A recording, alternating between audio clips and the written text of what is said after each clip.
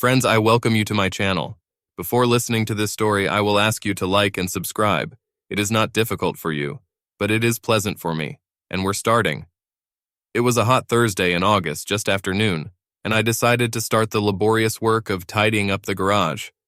My wife Natalie and I were going to put the house up for sale after John Jr., our only child, was due to go to college next month.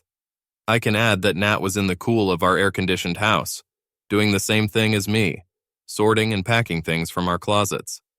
It's amazing how much junk you can accumulate in 24 years of marriage.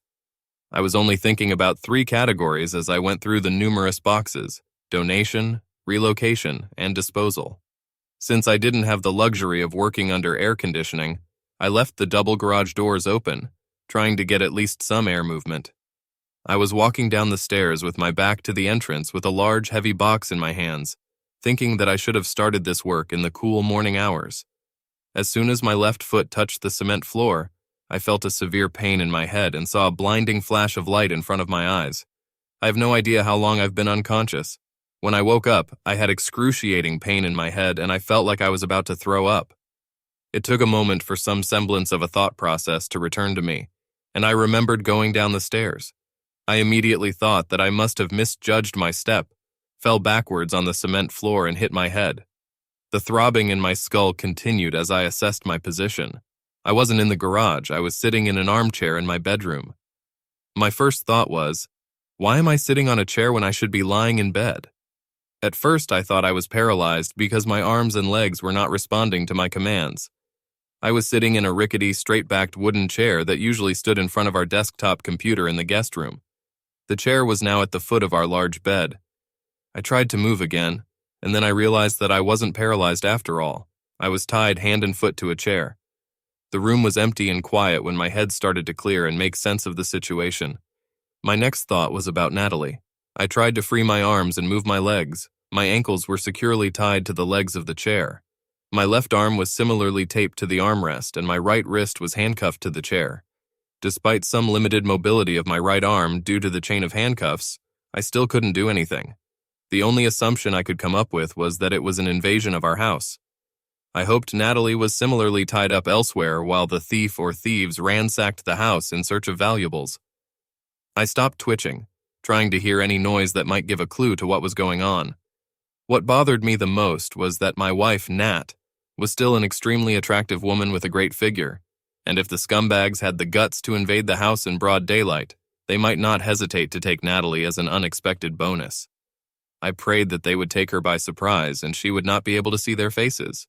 I knew perfectly well that criminals with such audacity do not leave behind witnesses. However, there was a possibility that my wife had been tied up and gagged in another room, and the thieves had already left. With that thought in mind, I began to struggle with my shackles again, shouting Nat's name several times. Then he stopped, hoping to hear some kind of answer, but so far he has not heard anything. Then, to my relief, I heard footsteps on the stairs, and Natalie's muffled voice prayed that they would take her by surprise and she would not be able to see their faces. I knew perfectly well that criminals with such audacity do not leave behind witnesses. However, there was a possibility that my wife had been tied up and gagged in another room, and the thieves had already left. With that thought in mind, I began to struggle with my shackles again, shouting Nat's name several times. Then he stopped, hoping to hear some kind of answer, but so far he has not heard anything. Then, to my relief, I heard footsteps on the stairs and Natalie's muffled voice.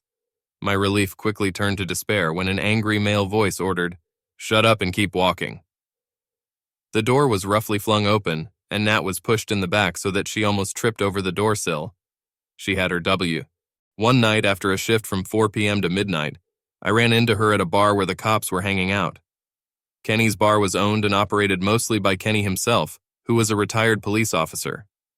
I wasn't Natalie's partner yet, but it was inevitable since she was new to the precinct, and she would have to double her work in each patrol sector to get an idea of the terrain. I introduced myself. We talked, drank a few beers, and generally found a common language. All the guys on my team were either married or in a serious relationship, so fortunately for me I had no competition. The details of our courtship are unimportant. Suffice to say it was short and hot, and we've been married for 24 years. John Jr., Johnny, is our only child. We bought the house we live in right after Johnny was born. Shortly after our son was born, I became a detective and worked shifts from 5 p.m. to 1 a.m. Soon after, Natalie began working shifts from 8 to 16, 16 to midnight, and from midnight to 8. Nat was 42 years old when she worked for 20 years and decided to retire. The job was getting more and more dangerous, and I was glad she was off the street. I planned to work for a few more years before retiring myself, but when Johnny received an invitation to college in Pennsylvania, we decided that the annual savings on tuition would allow me to quit and we could move to a warmer climate. Natalie was still sitting on the floor when I screamed, "What the fuck do you want, you bastard?" He stood between me and the bed and, holding a knife to my throat, smiled maliciously, revealing several missing teeth. Leaning close to my face, he laughed and said in a menacing low voice, "You have the right shitty head. Yes, I'm a bastard, and you'll find out soon enough." "I don't know what's going on, buddy, but if she's involved with me, leave my wife alone." He must have seen Nat struggling to get up out of the corner of his eye, because he turned around and growled, "Sit on the bed." To emphasize this, he pressed the knife a little harder under my chin, forcing me to tilt my head back. Nat was sitting quietly on the edge of our bed and looked scared. I knew that the only trick I had right now was to get him to talk as much as possible, so I asked, "Why are you doing this? I don't know you, and I'm sure my wife doesn't know you. Why don't you take what you want and leave? Leave us alone, and I'll forget you were here." "Oh yes," he said sarcastically. Then turning to Natalie, he continued, "I'll take what I want for sure. You can bet your life on it. I'll tell you why I'm here. I'm here because for the last 14 years I've been thinking only about seeing you again. 14 years behind bars. In a cage like an animal. 14 years during which I was beaten almost to death. 14 years of having to be someone's litter box to survive. 14 years of cockroaches and crappy food. 14 years without a woman." Still holding the knife to my throat, he turned and, looking at my wife, ordered, "Take off your clothes and do it quickly." When Natalie hesitated, shifting her frightened eyes from me to him, he screamed, "Damn it, do what you're told." The bastard drove the blade under my chin so hard that I bled, running down my neck. He eased the pressure of the blade slightly, but my head was still tilted so far back that I couldn't see Natalie. It was difficult for me to speak without impaling myself even more, but I still managed to ask, "Why her? Obviously you and I had some kind of history, but it didn't do anything to you." "She was a cop, wasn't she? All cops suck, and that's exactly what she's going to be doing in the near future." As if thinking, he added mockingly, "Maybe I should turn your chair around. Then you won't have to look." Then he laughed and answered his own question. "No, that would be too easy. You'll be watching us. This is part of the reckoning." Glancing at Nat, who had only unbuttoned a few buttons on her blouse, he hissed, "You have 1 minute to take off the rest of yourself or I'll cut off one of his ears." My wife took off the rest of her clothes and stood, ashamed, staring at the floor. There was something familiar about him, but I couldn't remember. He was short, about 170 centimeters, 65 kilograms in weight. He had a haggard face like a meth addict, gray hair with receding hairlines in front, and a bald spot in the back when he turned his head. He didn't wear a beard, but he had stubble for 4 or 5 days. Both of his arms were covered with tattoos, and the knuckles on one hand were tattooed with HATE, and on the other, COPS. I hate cops ang. Then I saw something else and remembered. On his left shoulder was a tattoo of a skull with a red and black snake crawling into his mouth, through his nostrils and crawling back out through his eye socket. "Myers bastards," I spat out with disgust in those words. He smiled like a Cheshire cat and winked at me but didn't say anything. His real name was Sydney, but his nickname was Mutt. He belonged to a biker gang called Tombstone. When I arrested him 15 years ago, he had long hair and a thick beard, so I guess I didn't recognize him at first. Because of his small stature and the need to prove his worth to his much larger accomplices, he earned a reputation as the most violent and reckless of them all. The skull was the gang's logo, and each of them had it on their hands somewhere. All the details of the case popped into my head. He lived in the southeastern part of the city. The area was rapidly being renovated, getting rid of slums and boarded-up shops, which it slowly turned into over several decades. The old housing was either demolished or converted into cooperatives or condominiums. Some of the shops have already been renovated and reopened to serve the ever-growing number of young professionals who could not afford to live in the expensive northern part of the city. A Starbucks cafe was built on one of the vacant lots. Another old brick building was renovated and opened as Alley and Chop House restaurant. There were even rumors that the county was considering opening a branch library to speed up reconstruction and attract business to the area. However, there were still signs of his seedy days, one of which was a biker bar called The Cave. A young couple, Joe and Mary Ellen Conity, bought the bankrupt business along with the building with the intention of renovating it without closing it in order to earn some income. Their plan was to turn into a trendy cafe catering to the dining crowd, which would attract people from the surrounding businesses as well as businesses that were re-emerging in the area. To this end, Joe installed a floor-to-ceiling canvas partition separating the bar from the rear dining area. He wanted to carry out the necessary demolition and reconstruction work so that the garbage would not get into the bar. Mary Ellen was a housewife who took care of their 18-month-old son, so Joe hired the bartender who had previously worked there, Kelly, to serve the few daytime patrons of the bar while he worked in the back, repairing the future dining area and the long-abandoned kitchen. The biker patronage was slowly eroding, partly because Joe treated them like shit, and partly because of the redevelopment of the neighborhood. Joe was a former Marine, under 190 centimeters tall and weighing 110 kilograms. The locals soon learned the hard way that he doesn't tolerate any shit. Unfortunately, what Joe didn't know was that Kelly was the girlfriend of one of the Hells Angels. They still came to the bar sometimes, mostly because Kelly continued to work there. The bar didn't open until 10 o'clock, and Joe had been working in the back since 8 in the morning, peeling off the sooty walls and removing tarnished and broken lighting fixtures. When he realized it was about 11 and Kelly hadn't opened the bar yet, he called her cell phone, but it immediately went to voicemail. Joe was annoyed, to say the least. He had a grand opening schedule in his head, and he hated stopping while he was on a roll to keep an eye on the bar for the few customers who could come. In addition, he was in dirty work clothes and, despite the scarcity of visitors, did not want to appear in front of them in such a shabby way. Moreover, precious time was lost for repairs. He reluctantly called his wife, explained the situation, and asked if she could take her son to his mother and replace him at the bar. Mary Ellen has already replaced Kelly several times when she needed a vacation to attend to personal matters. His wife arrived shortly before 11, and unlocking the front door went into the back to tell Joe that she was here and would look after the bar. It was about 3 o'clock in the afternoon when the Mutt and 2 of his friends came in. 2 regular old-timers were sitting at the bar, drinking beer, and occasionally drinking whiskey. The Mutt's buddies were big and intimidating guys with thick beards and numerous tattoos, including neck and face. Like most of their kind, they were more fat than muscular, but their imposing size combined with their sullenly loud demeanor had the desired effect, and the old-timers finished their drinks and left.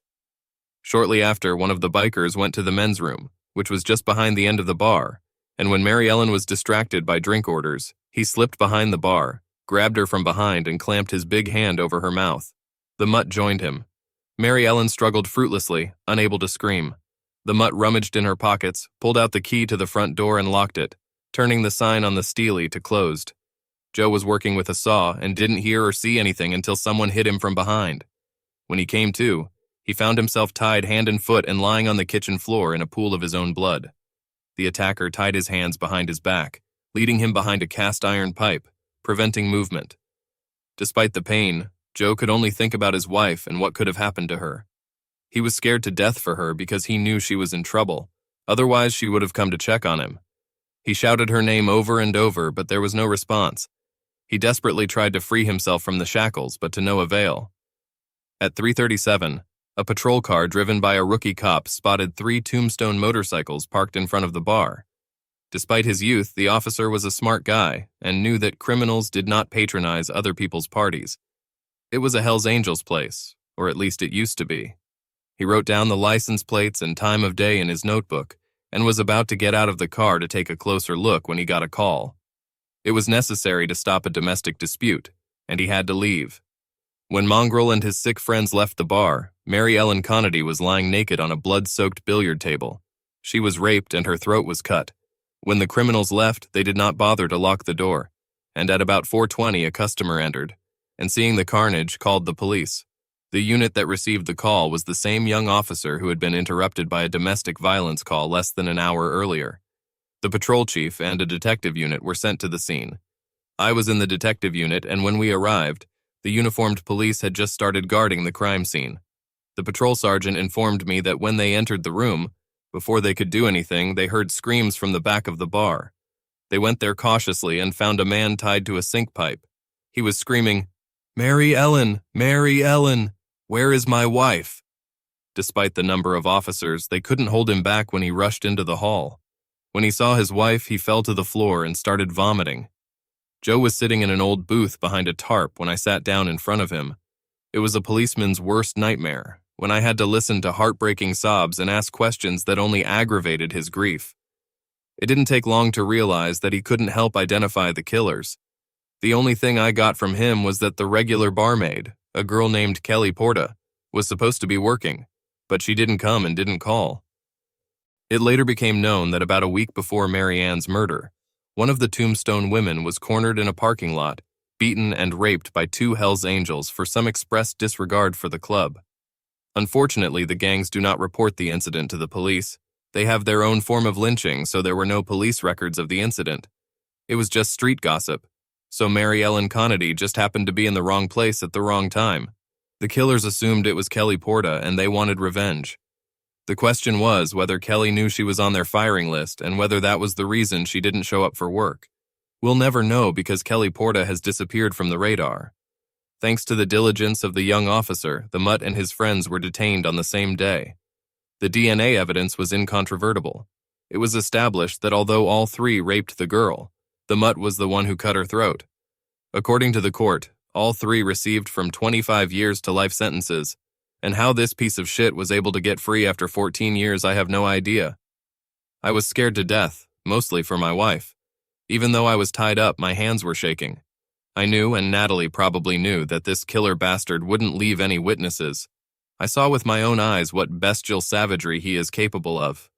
I also knew that I needed time again, and a miracle. He pushed Nat, forcing her to sit on the edge of the bed, and I screamed, "What did you decide to take revenge for? For the murder and rape of an innocent young wife and mother? For leaving an infant without a mother? For making my father have nightmares for the rest of his life? For what? Or do you think you shouldn't have been punished for causing such destruction to innocent people?" "What's the price to pay, Sydney?" He seemed to freeze for a moment, but I wasn't sure if it was because of my tirade or because I was using his real name, which he despised. "Go to hell," he hissed. "You knew it was a mistake." I replied sarcastically, "So what was the judge supposed to do? Release you for stabbing the wrong woman by mistake?" He walked around the bed and hit me hard in the face. So much so that I couldn't imagine where this little meth bastard got such power from. Without saying another word, he walked up to Natalie, who was sitting naked and defeated on the bed, and said, "What do you say, policeman? Will you take this position?" He grabbed her by the hair and pulled her off the bed, forcing her to kneel in front of him. Nat tried to speed away, but he pulled her hair again and screamed, "Look straight ahead and don't even think about closing your eyes. I hope that you will succeed, because his life depends on it. So if you are thinking about biting, think again." "You bastard!" I shouted. "You better hope I don't break free." When the words came out of my mouth, I realized how powerless they were. He looked at me with a grin. Fortunately, if that term can be applied here at all, it took less than a minute before he grunted. Then he bent down, put his hand under her chin to lift her face, looked at her, and mockingly declared. Stunned, he stepped back and wiped his face with the hem of his dirty shirt. Then he reached out, grabbed his wife by the throat, and squeezed. I saw the rage in his eyes.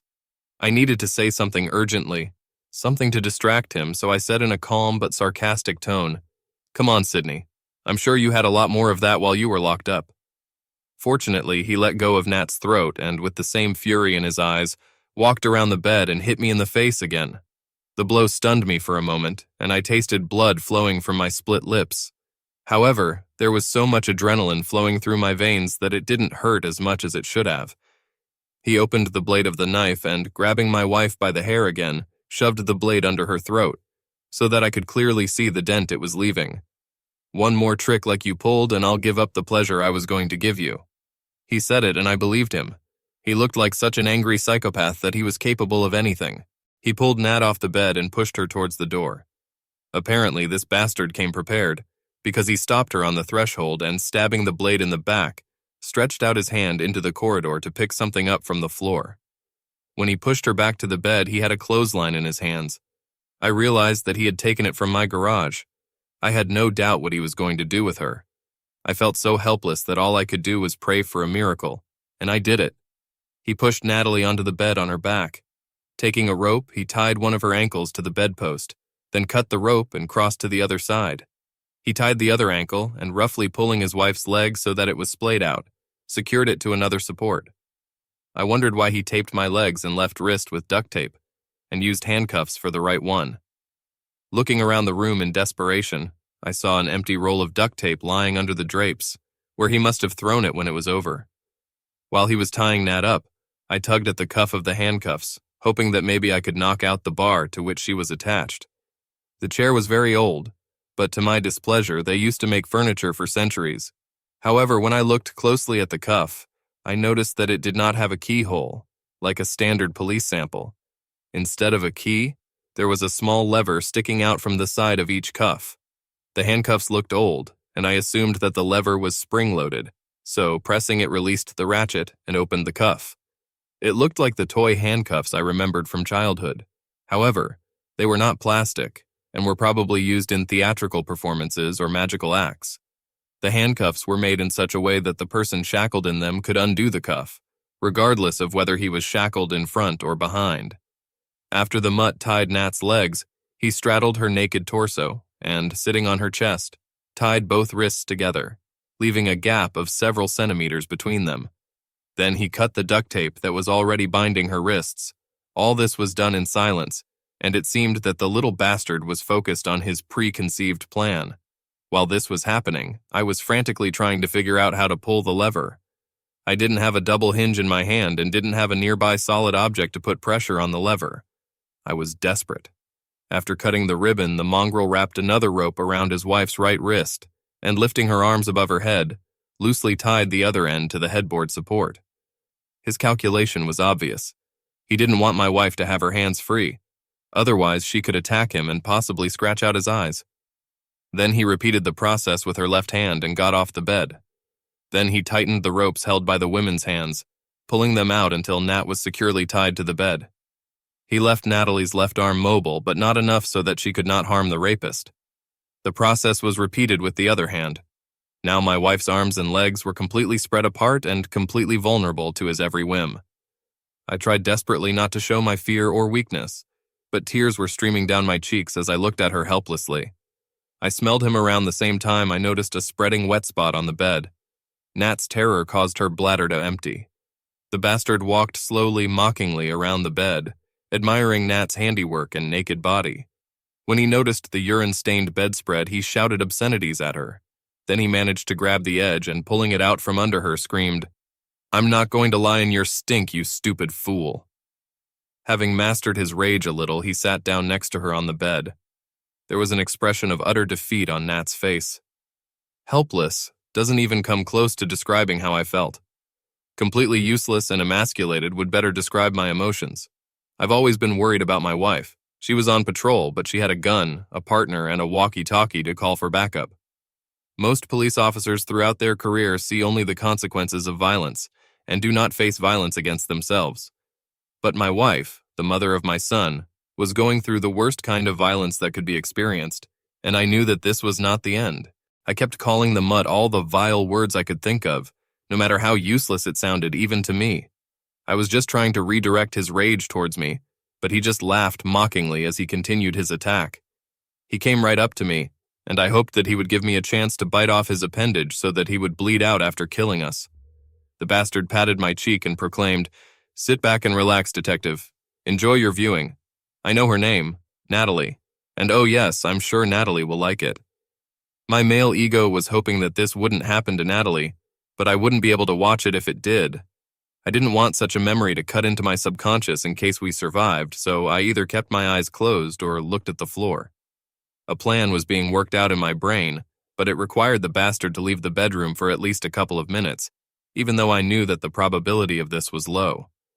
Eventually, I heard his grunts and labored breathing and realized that this phase of our ordeal would end in a few seconds. Natalie was no longer crying. Her eyes were open, but the catatonic stare at the ceiling remained. At some point during the attack, when I either closed my eyes or was focused on something else, the little bastard took off his dirty t-shirt but left dirty socks on. His ribs were sticking out of his bony chest, and for a moment I wondered how this almost emaciated little bastard had managed to lift my unconscious 110-kilogram body up the stairs. He grinned at me with his smile and said with mock amazement, "Shit, your old lady is so cute and tight. You must have a tiny end." His smile disappeared and the manic gleam in his eyes returned as he leaned into my face and asked, "Where's your thing, man?" When I asked again, "What kind of thing?" he turned around and slapped me on the ear. The blow to the head caused a blinding light in my eyes and a loud ringing in my ear. The blow also reopened the cuts on my lip, and I tasted blood again. "Your gun, shithead. Your service revolver. Where is he? Don't play fucking games with me. Otherwise, instead of pleasing your fool, I'll start hurting her until you tell me where he is." My 9mm Glock was in the bedroom closet on a shelf behind some books, and it was not visible. Now I had the only chance, a chance that I vaguely formulated in my mind. "Okay," I said. "Just leave her alone. He's downstairs in the dining room." He seemed satisfied that he had forced me to tell him the truth, because he smiled and said, "I really quenched my thirst with your old lady. I think I need some refreshment before I turn it over and start the third round. Do you have a cold beer downstairs?" He had a manic grin on his face as he cooed sarcastically, "Can I get you something while I'm downstairs?" He laughed out loud at his morbid humor and headed for the door. I was hoping he'd go look for beer in the kitchen first. In any case, I will probably have a minute or even less to try to implement my plan. When I realized he was already halfway down the stairs, I whispered, "Natalie?" When she didn't answer, still staring at the ceiling, I said in a low voice, "Nat, he went downstairs and I have a plan, but it's far from ideal. When you hear the chair tipping over, I'll do it myself." I started rocking the chair from side to side, knowing that I could tip it over. The problem was that I had to do it so that it fell on the side where the handcuffs were, and I knew that no matter where the mutt was at that moment, he would hear the noise, so I had to be very fast and very lucky. As it turned out, luck was on my side, and with a loud bang, the chair tipped over on its side with the handcuffs. I waved my hand so that the release lever was turned to the floor. I pushed, but nothing happened. The problem became clear immediately. I was lying on the carpet and the release lever was cushioned. I changed the position of my body as much as I could to put more pressure on the lever and felt it catch. I moved my hand until it was free. A man still tied to a chair with one free hand is certainly not a formidable opponent, even against a skinny opponent, especially if he's with a knife. My adrenaline must have given me extra strength because I was able to rock the chair enough to tear off the heavy wooden armrest. I was still relatively immobile, and I didn't have enough time to untie the duct tape binding my legs and left wrist. When I heard footsteps, I slowly crawled towards the door, using my forearm and clutching an improvised wooden baton. One of the things I learned over the years of working in the police was the fact that a person's lower legs are the most vulnerable part of the body. Even a blow to the head could be sustained if it did not render a person unconscious, especially so that I couldn't reach his head in my position. I had just leaned against the wall next to the door when Sidney Myers came into the room. I hit him on the right shin so hard that I should have broken his leg. He fell screaming, still clutching the knife in his right hand. However, the knife was out of my reach. The mutt tried to get up, but while his head was still on the floor, I was able to deliver 2 brutal blows to the back of his head. He collapsed on his face. I didn't know if he was unconscious or just stunned, but all I had to do was move my chair another meter to reach the knife. The bastard started moaning when I was able to free my other wrist and then my legs. Trying to get up, I fell to my knees due to stagnation of blood flow after being tied up for a long time. However, I was able to turn around and give the bastard another hard blow on the top of his head for insurance. Strangely enough, I hoped I hadn't killed him. A quick death would have been too merciful for him, and my heart and mind were clouded by revenge. The blood circulation in my legs was returning, and I awkwardly approached Natalie. When I freed her hands, she looked at me with a mixture of fear and relief. Then she started crying, and when I freed her legs, the crying turned into heartbreaking sobs. She clenched her legs while I tried to calm her down and convince her that everything would be fine. When she gained some semblance of control, she gently pushed me away and ran to the bathroom. She didn't say a word, and I was afraid that my wife was in shock. She could be heard throwing up for a long time.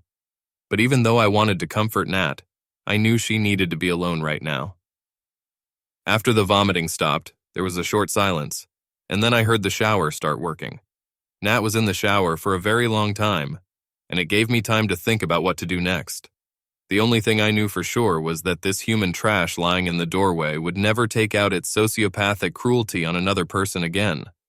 It broke my heart that this piece of shit had served only 14 years of his life sentence, despite the fact that he had several arrests and convictions for violent crimes.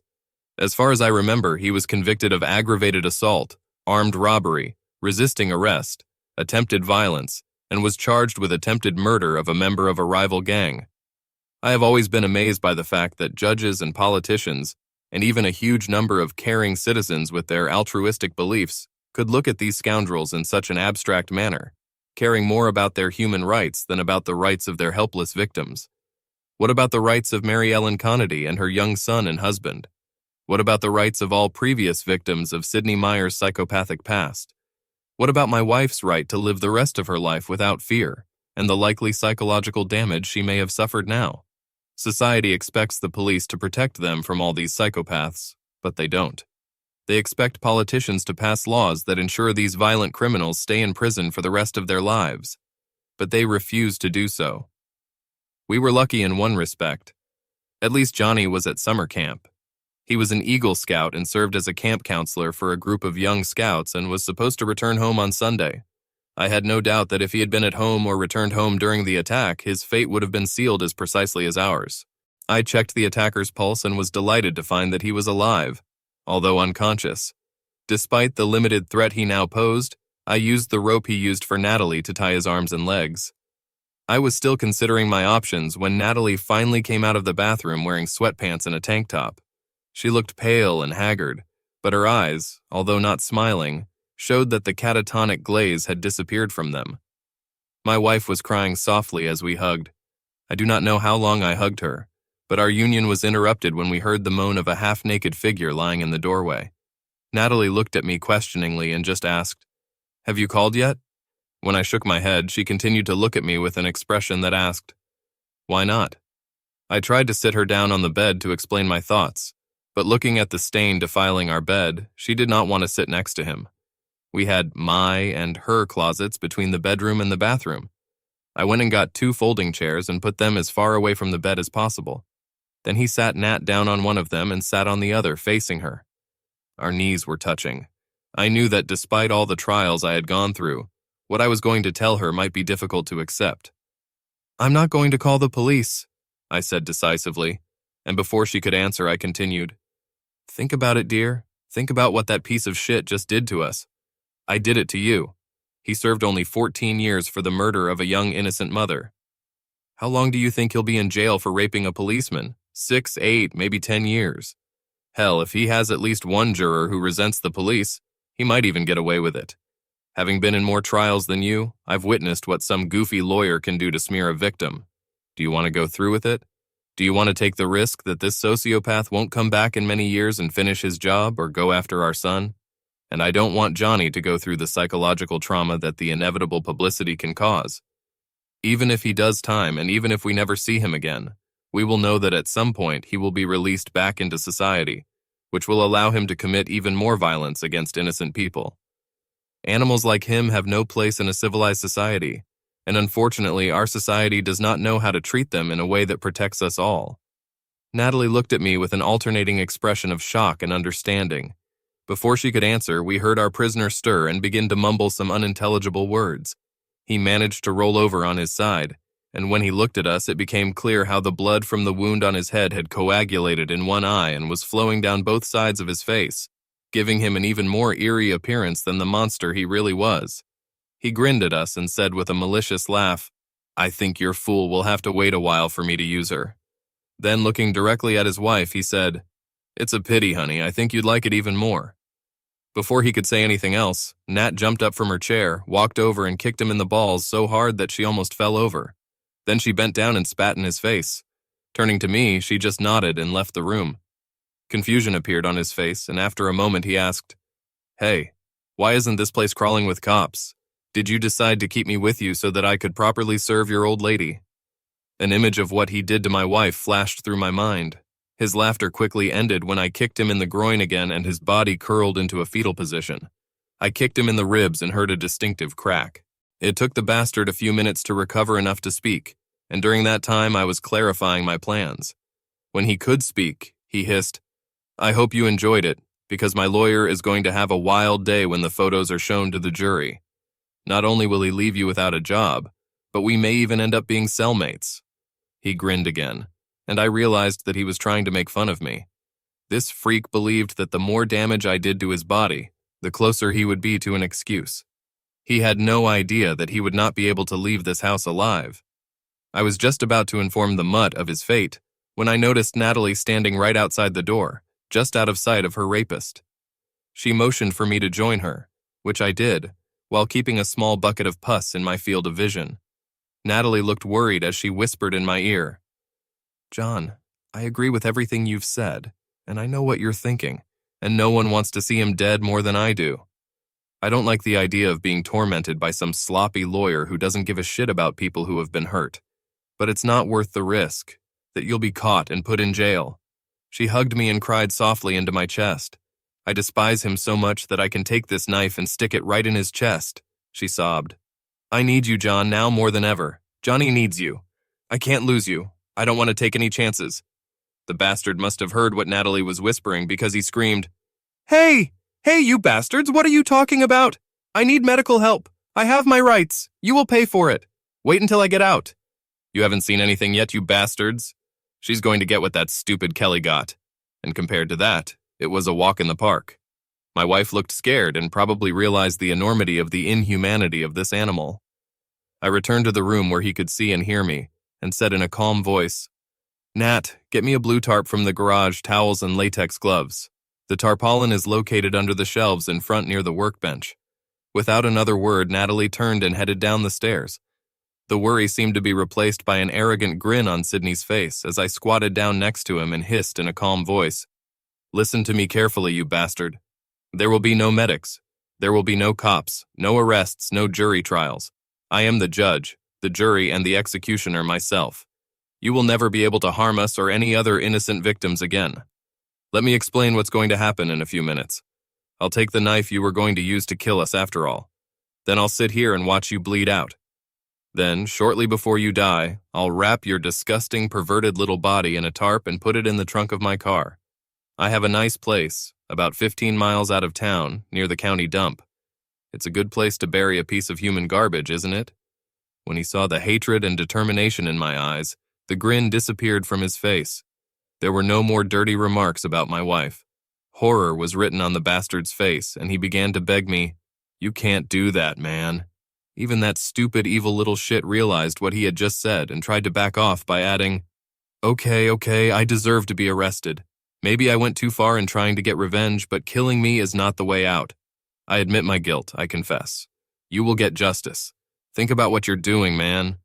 He continued babbling, and I almost thought about answering, but, deciding not to waste time and breath, I unfolded the tarp on the bedroom floor. Then he picked it up and threw it heavily from above. Unfortunately, the carpet cushioned his fall, but I knocked the wind out of him anyway, and he screamed as the pain from a broken rib pierced his body. I once killed a man in a shootout after he robbed a store. He shot at me, so it was self-defense, and to be honest, I didn't worry about it for a single night. He was a career criminal who had just beaten up an 18-year-old cashier for not opening the cash register fast enough. However, things were different now, and a doubt flashed through my mind.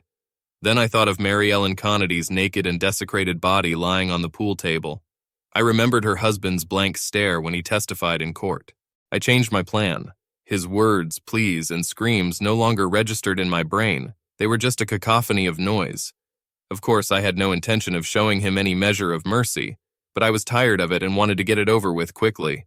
That was the option I chose.